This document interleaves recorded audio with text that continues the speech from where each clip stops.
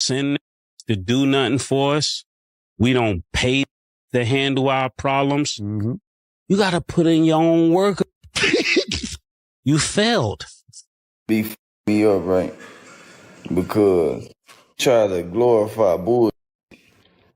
Like you try to glorify South. Try to glorify that ain't that. It's flaw.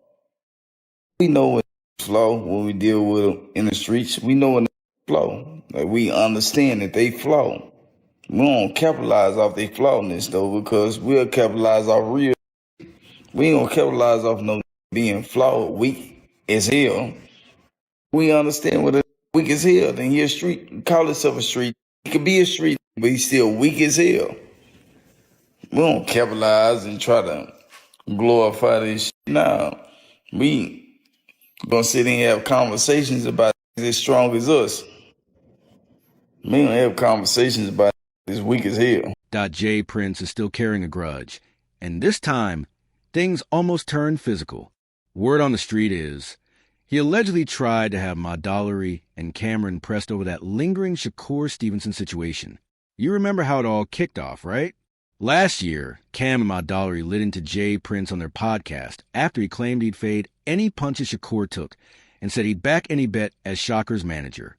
Cam and Madollery weren't having it. They roasted J. Prince for still acting like he's knee-deep in street politics despite his age, and they did it with no filter. It wasn't light trolling. They torched him on air for everyone to see. At first, it looked like J. Prince let it slide. He stayed quiet, and most folks assumed the beef was dead and buried. But fast forward a year, and boom, everything reignites. Cam reportedly got approached backstage at a private event in Atlanta.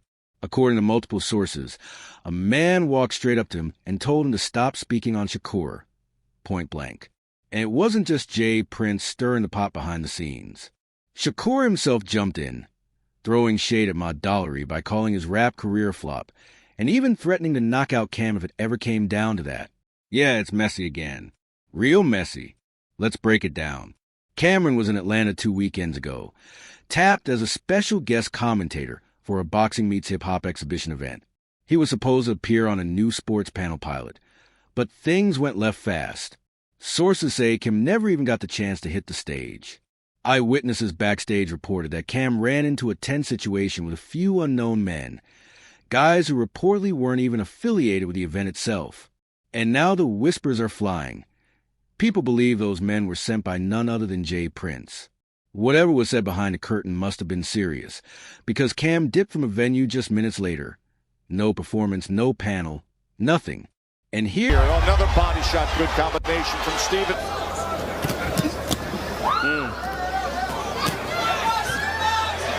Cartoonian still strong. But you either got to create your offense off your jab, Tess. All in favor of your winner by unanimous decision. And still, WBC lightweight champion of the world, Shakur. So when you get in the ring, you're not entertaining. We don't want to keep hearing about the sweet science. We're looking for entertainment. We're paying bucks for entertainment. And you're not entertaining. But listen, if the fight was smoking, nobody had to walk out. You should not be the main event fighting like the undercard. Your fight was like the undercard. All the smoke was before you. So they need to rearrange how you're going. You're like a headliner that really need to be the opening. Here's where things get even more tangled. All of this erupted shortly after J. Prince Jr. clapped back online at Cam and Madollery, calling him out for what he saw as blatant disrespect toward his father. 3:8. Now fans are starting to question, were those men backstage in Atlanta actually part J. Prince Jr. S crew, showing up to check Cam in person? It's starting to feel like the situation runs deeper than just social media shade. But to understand how it all spiraled, we got to rewind to July 2024, when this beef really caught fire. That's when Cameron and Madollery went all in on Shakur Stevenson following his WBC lightweight title defense against Art Harutanian in Newark.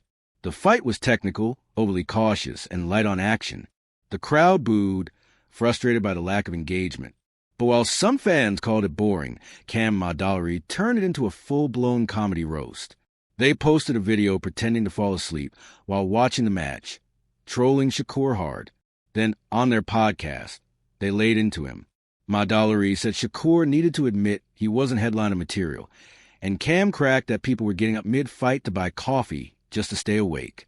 It wasn't just criticism, it was straight-up humiliation.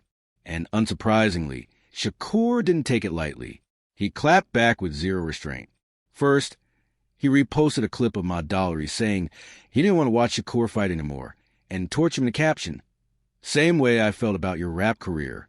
More famous for your podcast than your failed music run." He wasn't done. Shakur went for the jugular. He mocked Modollery for leaving Diddy's Bad Boy records to become a pastor, calling him a fake preacher and throwing shade at the whole surviving Diddy situation. It got petty real fast. But then Shakur took a step further, past insults and into threats. He posted, "Tell them watch how they talk on that podcast. I'm not ducking no smoke. Lil Bro ready to go to war with all these soft dudes." It was clear he felt fully disrespected. What really seemed to grind his gears was that neither Cam nor Modollery had ever stepped in a ring, yet they kept talking like expert analysts. You know what irks me?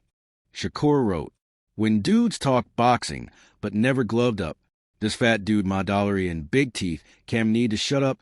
They never been in no ring. Everybody else gloving up. Tell them to glove up or shut up and get this work." That's when things turned personal.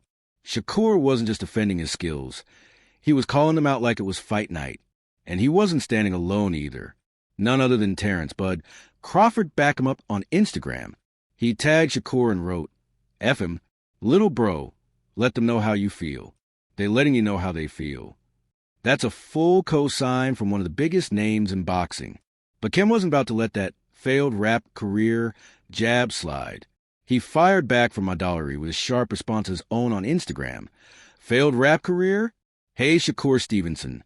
3 months after you were born, Emma Dollar signed he dropped his first album. Quadruple platinum. 5 million sold. No social media. That's history." Cam basically reminded Shakur that by the time he was learning to walk, Modollery had already written his legacy. Then the duo kept the pressure on. They posted a video showing fans leaving Shakur's latest fight early, with the caption, "A little hometown love number, Newark." And take all his shots and you handle everything out the ring. All right. So then we talking to you then, all right? We starting with you. Since you the big homie, we starting with you. That's how it goes around here. I want to just start off by saying you are so, lacking self-awareness. When you give such a lackluster performance, and then you think you can make threats to people because you gave a lackluster performance, pause.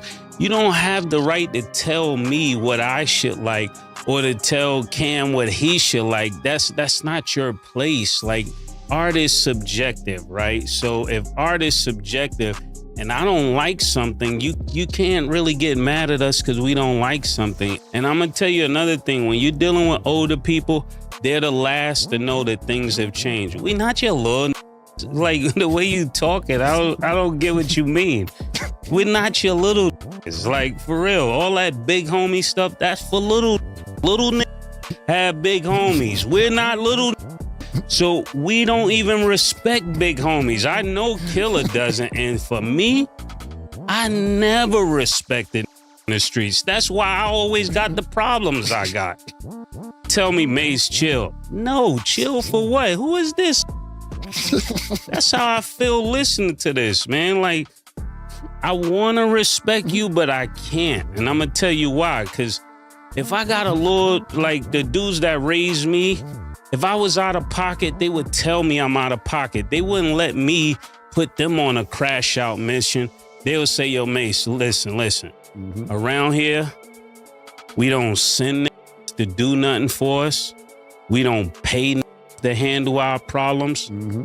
You got to put in your own work around here, Lord, man. That's what you were supposed to tell them. You can't go out here and talk crazy and then send me on a mission." Mm-hmm. Nah, this is where the game got messed up. When young started sending old out, And just because this little ignorant got a few dollars, he make all of you that's supposed to be real run after his mission? This is a problem, Jay Prince. And I'm going to tell you like this. If you're 60 years old and you're trying to be a street, you failed. You failed. That is, Harlem would never. Straight disrespect. Just when it looked like things might finally cool off, Jay Prince re-entered the storm. This time, he jumped in defending Shakur with his usual tough guy energy. He took to Instagram and wrote, "I'll fade all Shocker's shots and take any bets." That's when it became crystal clear. This beef wasn't over. In fact, it was only escalating. 7:42. Jay Prince didn't just respond, he escalated. After Cameron and Madollery took aim at Shakur Stevenson's performance and mocked his management, Jay Prince jumped in, defending his fighter with sharp words. "Numbers don't lie. Haters do," he wrote, pointing out that Shakur had the #1 ESPN boxing ratings this year and had stayed in the top 3 since 2022. But then he raised the stakes, making it clear that his role extended beyond the ring. "To all you haters trying to take it outside the ring, I'm Shocker's manager. I handle everything outside the ring, too." That wasn't just support. It sounded like a threat. Cam and Madollery heard him loud and clear, and within a week, they clapped back. Madollery openly clowned Jay Prince for still trying to play street boss at 60, saying he's too old to still be moving like that. Cam didn't hold back either, saying he'd lost respect for Prince long before this whole Shakur mess even kicked off. Meanwhile, Shakur kept the pressure on. He called Cam and Madollery old, washed, and irrelevant, brushing them off during his Breakfast Club interview and labeling them internet trolls who thrive off clout and controversy. He said he couldn't even take them seriously since they built their current popularity by clowning others online. The fan base quickly split. Some praised Jay Prince for being the backbone behind Shocker's rise, and even drew comparisons between Shakur and Floyd Mayweather. Joe Rogan chimed in, saying Shocker's style was as polished as Floyd's, if not smoother. But others started questioning Jay Prince's influence, saying his street ties and public threats could eventually backfire. Whispers began circulating behind the scenes. Promoters were allegedly pulling back from working with Shakur, not because of his talent, but due to the drama surrounding his management. One insider reportedly said, "Shocker's got hands, no doubt. Shocker's got hands, no doubt. But the energy around him? It's starting to scare off money." As things intensified, reports surfaced that Cam and Madollery were warned by event security officials that the ongoing beef might create safety concerns. One insider claimed Cam was told directly, "Y'all need to chill before someone turns this into something it don't need to be." Certain venues in Atlanta and Houston were reportedly getting cold feet, some even requiring artists to sign agreements promising no sneak disses or hostile behavior on stage. Despite the heat, Shakur didn't back down. In another interview, he declared, "I ain't apologizing for nothing. They talk slick, I talk back. It's that simple." But then, things took another turn. Jay Prince Jr. was rumored to be planning a raw, uncut live session to address the situation head-on, with receipts. Word on the street was that he'd been quietly collecting footage, texts, and old audio for months, enough to flip the whole narrative against Cam and Madollery. And it didn't stop there. Insiders claimed the Princes, both senior and junior, might be working on a documentary or a podcast to tell their side of the story. Meanwhile, Cam and Madollery laughed off the whole idea. During a recent live, Cam joked, "They trying to scare us with documentaries now? We from Harlem. This ain't nothing new." Madollery chimed in, "If you got dirt, drop it. We'll be right here waiting." But even as they brushed it off, a small promotions company reportedly began building a lawsuit, claiming the feud caused reputational damage and breached a signed event deal. Online, the debate raged. Some fans said Shakur should stick to boxing and stop responding. Others called Cam and Madollery petty and attention-hungry. Reddit lit up with takes like, "Being an adult is realizing Cam and Madollery criticizing Shakur is just hater energy. They're nearly 50. They're just as cringe as Jay Prince." But they weren't without support. Fans applauded them for calling out Jay Prince by name, something most public figures wouldn't dare to do. One Houston fan even said, I'm from the H, and I always hated how dudes act scared of Jay Prince like he's the boogeyman. Respect to Cam and my Dollery for keeping it real. Then came the twist no one expected. Cam and my Dollery flipped the script. On their podcast, instead of throwing more jabs, they said they were ready to move on.